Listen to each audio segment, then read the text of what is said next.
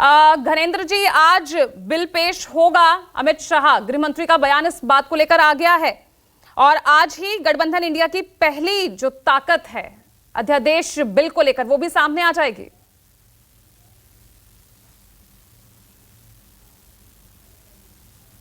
देखिए, दिल्ली ऑर्डिनेंस पूरी तरीके से इलीगल और अनकॉन्स्टिट्यूशनल है।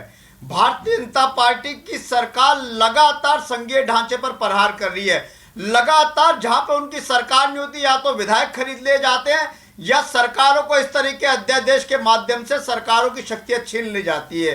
और दिल्ली की सरकार को शक्तियां सुप्रीम कोर्ट ने दी, सुप्रीम कोर्ट की कॉन्स्टिट्यूशनल बेंच ने दी, हमें कानून ने दी, संविधान ने दी, बाबा साहब भीमराव अंबेडकर के बनाए हुए संविधान ने दी। और मोदी जी एक काला अध्यादेश लाते हैं और दिल्ली की सरकार की शक्तियों को छीन लेते हैं। 8 साल मुकदमा चला था सुप्रीम कोर्ट की कॉन्स्टिट्यूशनल बेंच में, और सुप्रीम कोर्ट की कॉन्स्टिट्यूशनल बेंच ने भी कहा कि दिल्ली की सरकार को ट्रांसफर पोस्टिंग का अधिकार मिलना चाहिए। लेकिन 11 मई को डिसीजन आता है, 7 दिन के अंदर रात को 11 बजे काला अध्यादेश लाते हैं और दिल्ली की सरकार की शक्तियां छीन लेते हैं एक अध्यादेश के माध्यम। और जो मामला सुप्रीम कोर्ट में सब जुडिशियस है, वो लोकसभा राज्यसभा में कैसे बिल के माध्यम से ला जा सकते हैं? ये पूरी की पूरी सरकार अनकॉन्स्टिट्यूशनल है, संविधान का रोज हत्या कर रही है, रोज लोकतंत्र का गला घोट रही है।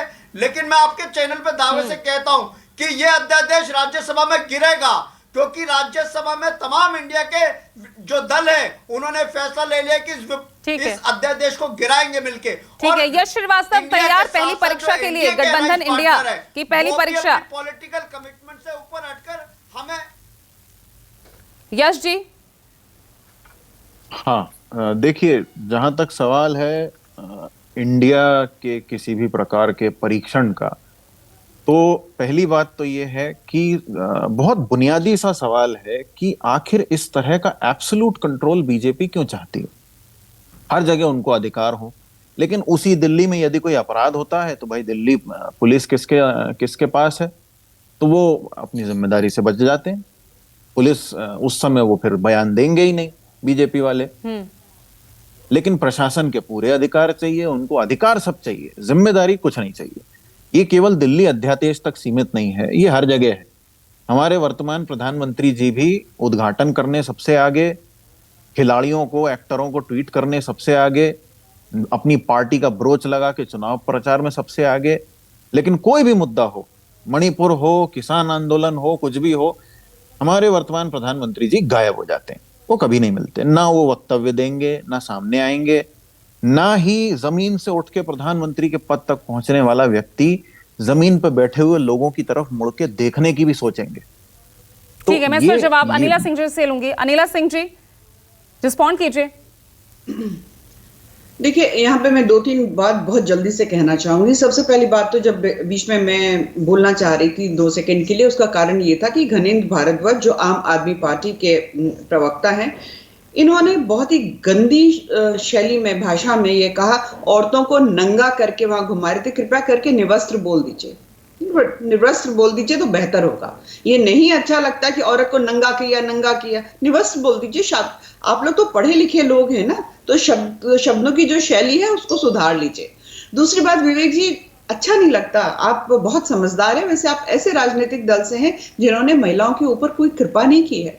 और 1995 गेस्ट हाउस का कांड दुनिया जानती है, उसके बाद तो एक लंबी फहरिस्त है। अगर मैं पढ़ने बैठ जाऊंगी तो फिर ये मेरा घर और तेरा घर हो जाएगा। तीसरी बात, अगर हम बात करते हैं कि जो ऑर्डिनेंस आज पार्लियामेंट में आएगा और पास होता है कि फेल होता है, ये तो आप देख लीजिएगा, खुद ही पता चल जाएगा। विपक्ष तो कह रहा है पूरे कॉन्फिडेंस के साथ कि आप लोकसभा में करा लीजिए पास, राज्यसभा में गिरना ही है।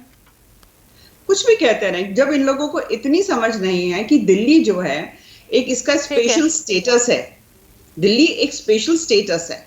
आपको कोई भी हो वहां पे, ठीक है, समय थोड़ा कम है अनिला जी।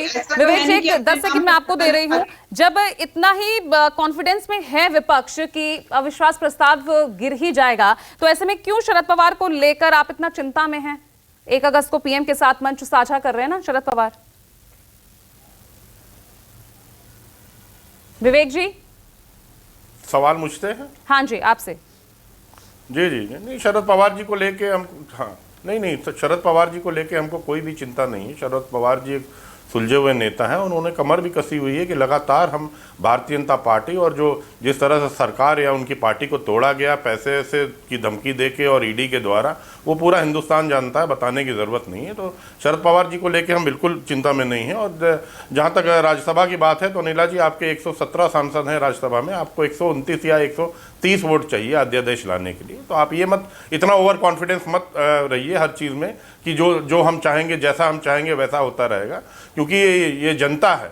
ये जनता किसी को शीश पे चढ़ा देती है और अर्श पे ले आके उसको फर्श पे भी ले आती है। चलिए, बहुत तो बहुत शुक्रिया आप सभी का इस चर्चा में जुड़ने के लिए। लेकिन आज जो मुख्य जो निगाहें हैं वो रहेंगी संसद में, जहां आज दिल्ली ऑर्डिनेंस बिल जब पेश किया जाएगा क्या तस्वीर सामने होगी, और दूसरा सुप्रीम कोर्ट की सुनवाई में जिसमें मणिपुर मुद्दे को लेकर सुप्रीम कोर्ट क्या कुछ वर्डिक्ट देता है, इस पर भी सभी की निगाहें रहेंगी। लगातार तमाम तस्वीरें आप तक भी पहुंचाते रहेंगे। फिलहाल आज के लिए ब्रेकिंग विद एजेंडा में इतना ही। छोटा सा ब्रेक ले रहे हैं, देखते रहेगा न्यूज़ 24।